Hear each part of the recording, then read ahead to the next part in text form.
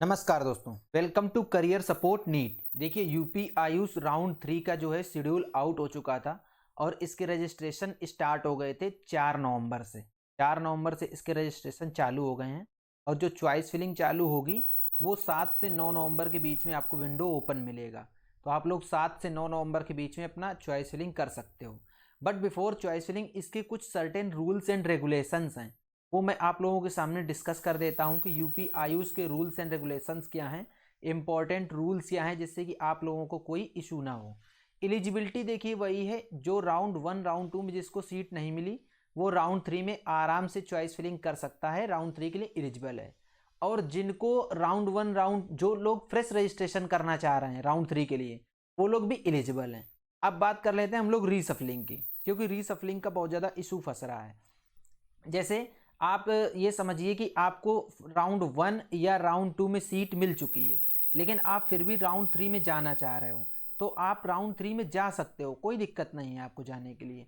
लेकिन इसमें आपको फ्रेश चॉइस फिलिंग फिर से करनी होगी। फ्रेश चॉइस फिलिंग का विंडो भी आपके लिए इनेबल मिलेगा। जैसे ही फ्रेश चॉइस फिलिंग स्टार्ट होगी वैसे ही आपके लिए भी ये फ्रेश चॉइस फिलिंग स्टार्ट हो जाएगी, इनेबल मिलेगा विंडो। लेकिन एक चीज़ यहाँ पे ध्यान रखनी है, आपको अलॉटेड कॉलेज से अनापत्ति प्रमाण पत्र एनओसी लेनी होगी। ये एनओसी आपको जाके फिर नोडल सेंटर में दिखानी होगी। जब आपको अगर कॉलेज मिल जाएगा कोई अपग्रेड होके तो ये एनओसी आपको नोडल सेंटर में जाके दिखानी पड़ेगी।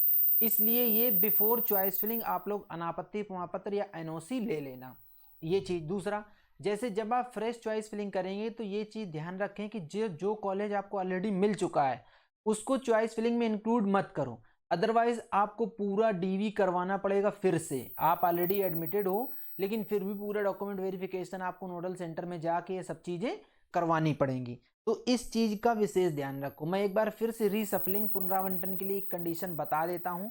आपको अनापत्ति प्रमाण पत्र अपने कॉलेज से ही लेना है और बिफोर चॉइस फिलिंग आप लोग उसको ऑब्टेन कर लो, ले लो, क्योंकि वो नोडल सेंटर में आपसे मांगा जाएगा, आपसे पूछा जाएगा कि आपके पास अनापत्ति प्रमाण पत्र है कि नहीं है।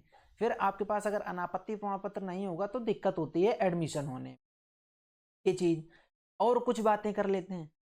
जो प्राइवेट कॉलेजेस हैं, प्राइवेट कॉलेजेस इतने आसानी से अनापत्ति प्रमाण पत्र नहीं देंगे आपको, क्योंकि राउंड 3 चल रहा है। राउंड 3 में प्राइवेट कॉलेजेस नहीं चाहेंगे कि उनकी सीट कोई वैकेंट हो जाए। तो आप लोग कंटिन्यू इंसिस्ट करते रहिएगा कि मुझे अनापत्ति प्रमाण पत्र चाहिए, अनापत्ति प्रमाण पत्र चाहिए, तभी वो लोग देंगे। लास्ट तक देते हैं। ऐसे कई सारे ऐसे स्टूडेंट हैं मेरे पास में जिनको वो लोग अनापत्ति प्रमाण पत्र नहीं दे रहे थे, लेकिन उन्होंने फिर काफ़ी ज़्यादा उनको बोल बोल के अनापत्ति प्रमाण पत्र लिया। तो ये चीज़ें हैं जो कि आपको अपने कॉलेज में जाके थोड़ा सा इन चीज़ों पे यू कैन से कि प्रेशर डालना पड़ेगा। अब बात कर लेते हैं अपग्रेडेशन की। अपग्रेडेशन होता किसका है? जैसे आपको राउंड 3 में सीट मिल गई, ठीक, इन केस आपको राउंड 3 में सीट मिल गई, तो अब अगर आप ये चाहो कि अपग्रेडेशन में जाना है तो अपग्रेडेशन यहाँ पे नहीं मिलेगा आपको, क्योंकि यहाँ पे अपग्रेडेशन के लिए कोई विंडो ओपन नहीं है। जैसे राउंड 1 राउंड 2 में अपग्रेडेशन के लिए चांसेस मिलते थे आपको, कि जैसे आपको एक्स कॉलेज मिल गया, लेकिन अभी आप एक्स कॉलेज से सेटिस्फाई नहीं हो, आप वाई कॉलेज में जाना चाह रहे हो, तो विदाउट चॉइस फिलिंग जो आपने ऑलरेडी चॉइस फिलिंग कर रखी थी उन्हीं चॉइस फिलिंग के बेस पे आप वाई के लिए अपग्रेडेशन डाल सकते हो। लेकिन अभी राउंड 3 में अपग्रेडेशन का ऑप्शन नहीं होगा। एक बार जो आपको कॉलेज मिल गया वही आपके पास कॉलेज रहेगा। अब नेक्स्ट आगे इसका रूल क्या है? अगर आपको राउंड 3 में सीट मिल जाती है, ठीक, तो आपको ज्वाइन करना ही करना है टू ज्वाइन। इसमें ये ऑप्शन नहीं है कि नहीं मैं ज्वाइन नहीं करूंगा, आपको ज्वाइन करना ही करना है। अगर आप नहीं ज्वाइन करेंगे तो आपकी सिक्योरिटी मनी जो है वो जब्त कर ली जाएगी। फिर आप परेशान हो जाओगे कि मेरी सिक्योरिटी मनी कहाँ चली गई, तो सिक्योरिटी मनी आपकी जब्त हो जाएगी। इसलिए आपको अगर कॉलेज मिलता है तो आपको ज्वाइन करना ही करना पड़ेगा। बस यही इसका मेन रूल है।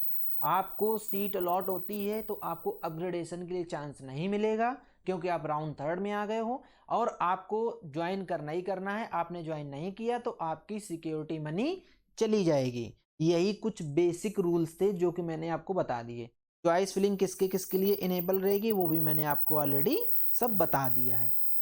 इसके बाद एक चीज़ और नहीं बताई है। जिनको जो लोग ऑलरेडी राउंड 1 और राउंड 2 में रजिस्ट्रेशन कर चुके हैं और वो फिर से राउंड 3 में जाना चाह रहे हैं, तो उनको कुछ नहीं करना है, ऑलरेडी वो एलिजिबल हैं, ना तो उनको सिक्योरिटी मनी देनी है और ना ही उनको कोई फ्रेश रजिस्ट्रेशन करना है। वो उसी सिक्योरिटी मनी और उसी रजिस्ट्रेशन पे एलिजिबल हैं। तो ये था पूरा वीडियो। इसके अलावा भी अगर आपके पास कुछ और डाउट्स हैं, क्वेरीज हैं, तो आप मुझे कमेंट बॉक्स में बताओ। मैं आपके सारे डाउट्स, क्वेरीज कमेंट बॉक्स में लूँगा, या आप मेरी टीम से रीच आउट कर सकते हैं for further and detail information. आपको पूरी की पूरी इन्फॉर्मेशन दी जाएगी। तो आज का वीडियो यहीं तक, मिलेंगे नेक्स्ट वीडियो में नए डेटा के साथ। तब तक के लिए बाय बाय।